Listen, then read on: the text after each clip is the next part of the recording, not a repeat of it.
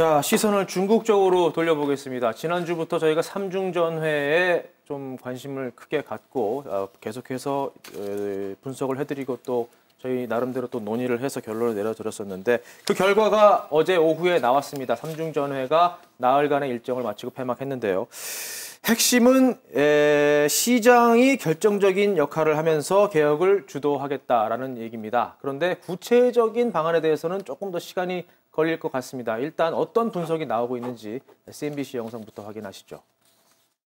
Of course, in the process of growth, some problems like imbalance of resources, imbalance of the gap between rich and poor, and corruption, high property prices, various problems. But I think through this reform, they are determined to solve these problems over time and grow the economy on a solid and sustainable basis. Yeah, that's why they say, okay, we are cutting down the growth rate target from almost 2 digits to 7.5% or 6% even. But I think now sometimes we care to maybe talk too much about the growth rate.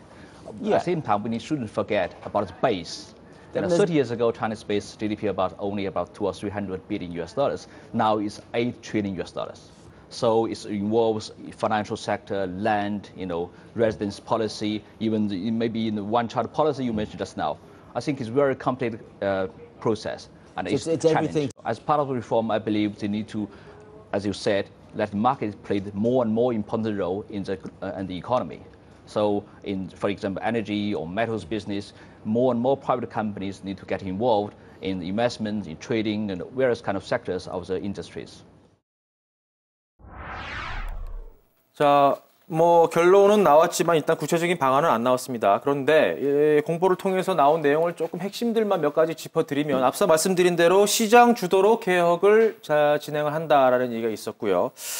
한 가지 눈에 띄는 것은 이 미국의 NSC와 같은 국가안전위원회가 설립이 됐습니다. 이 시진핑 체제의 어떤 그 권력 유지 또는 그 강화를 하기 위한 방안이 아닌가 싶고요. 또 특히나 이 삼중전회 전에 좀 테러 사건들도 좀 있었고 해서 이 부분이 좀 눈에 띄는 부분이 있고, 그다음에 농민들에 대한 자산권 확대도 지금 포함이 되어 있습니다. 여러 가지 방안이 많이 나왔습니다. 굉장히 방대한 규모의 공보 내용이었는데요. 한 가지 짚어보겠습니다. 일단 시장 주도의 개혁 어떤 의미를 띠고 있는지요, 신 대표님. 전반적으로 이제 생각을 해본다면 시장을 그러니까 시장을 후행적으로 이제 튜닝을 해나가는 것이 아니라 시장을 앞질러서 정부 주도형 경제 상황을 만들어 나가겠다라는 그런 의지 보여주고 있습니다. 지금 현재 그런 얘기들 많이 나오고 있죠. 레이건 정부 시절 그리고 부시 정부 시절 이 대조되는 그 상황이었는데, 레이건 시절은 미국을 예를 든다면 스몰 가버먼트, 그러니까 정부의 영향을 최소화시키는 그런 경제 정책을 썼었고요. 부시 정부에서는, 물론 아버지 부시입니다. 부시 정부에서는 빅 거버먼트 정책을 쓰고, 지금 현재 역시 빅 거버먼트 정책이 계속해서 유지가 되고 있다는 점. 전체적인 경제 순환 과정에서의 정부의 역할을 그 어느 때보다도 크게 이제 만들어 가면서 정부 주도형 경제 체제가 만들어지는 그런 상황. 흔히들 우리 얘기를 하는 것은 이제 빅 거버먼트 형태의 경제 상황이다라고 얘기들을 하고 있는데, 지금 중국 역시 이런 부분을 표방하고 있다. 유로존 역시 지금 마찬가지죠. 정부 주도형 경제 회복에 지금 매우 힘을 쓰고 있고요. 우리나라 역시 마찬가지가 됐습니다. 정부 주도형. 모든 글로벌 경기가 대부분 지금 정부 주도형의 어떤 경기 개선 체제를 지금 만들어가고 있다. 여기에 중국도 지금 같이 동참한다라는 의미로 생각을 하시면 어떨까 싶습니다. 네, 이 국내 증시에 대한 영향을 생각하지 않을 수가 없겠는데요. 김남 팀장과 한번 얘기를 나눠보고 싶습니다. 물론 구체적인 방안이 아직 나온 것은 아니고 시간이 오래 좀 걸릴 것으로 예상은 되고 있지만 금융개혁이라든지 자율화라든지 토지개혁, 인구정책, 에너지 상품 거래 자율화 이런 여러 가지 안들이 지금 예상이 되고 있습니다. 국내 관련 업종들에게 조금 수혜가 돌아갈 것도 그렇게 예상이 되기도 하는데요. 반대로 또 이 파이낸셜 타임즈에서는 중국의 이 내년 경제 성장률 전망치, 중국 정부의 목표치가 7%로 하향 조정될 것이다. 이렇게 예상을 하고 있다. 보도가 나오기도 했습니다.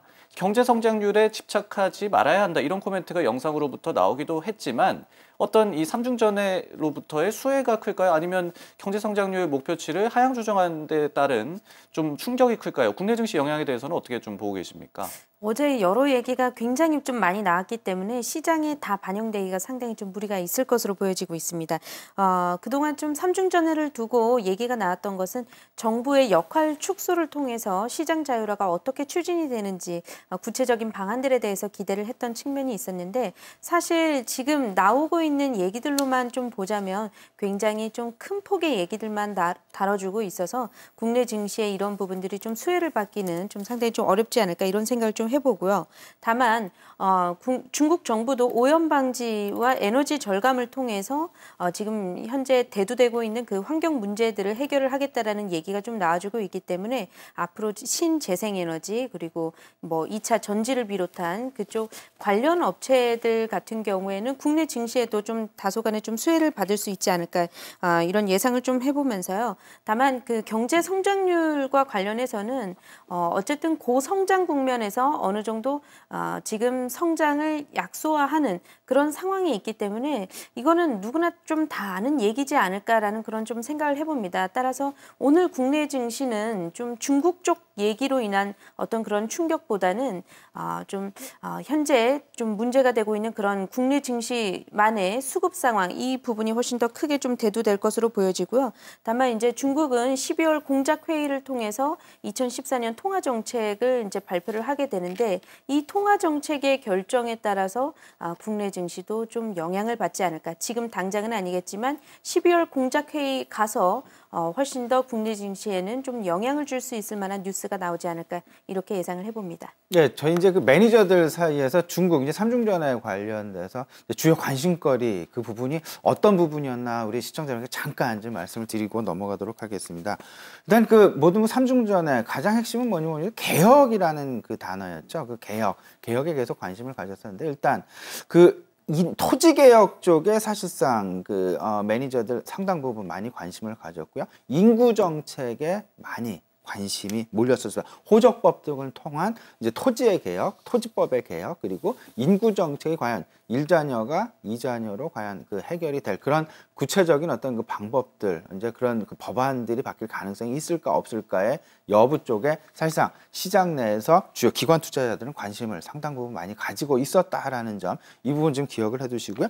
어제도 잠깐 제가 말씀드렸던 것으로 기억을 하고 있습니다. 이제 소비와 연관되는 부분들 결국은 국민의 복지와 관련이 분명히 있을 것이고 이 부분은 저축률의 하락을 야기를 시켜야 될 만한 어떤 그 배경이 필요한데 이 부분이 만약에 1가구 1자녀 정책이 해결이 되고 2자녀로 확대가 된다면 노후에 대한 대책을 상대적으로 좀 줄이면서 지금 현재의 저축률 50%를 40% 내지는 30% 밑으로 하락을 시킬 수 있는 어떤 그 여지를 만들어주면서 이 부분이 소비로 구체적으로 유도가 될 가능성이 높다는 따라서 지금 매니저들은 큰 그림 속에서는 중국의 소비, 인구의 증가와 관련된 소비 쪽에 조금 이제 서서히 관심을 가져가기 시작하고 있다라는 것 한번 생각하시면 어떨까 싶네요. 네, 김난 팀장 지적하신 것처럼 단기적인 영향은 좀 제한적일 수 있겠지만 신 대표께서 지적하셨듯이 또 예상되는 정책 또 이에 따른 영향, 실물 경제에 대한 영향에 대해서는 계속 환기하고 이렇게 생각해 보는 걸로 충분하지 않을까 생각을 해보겠습니다.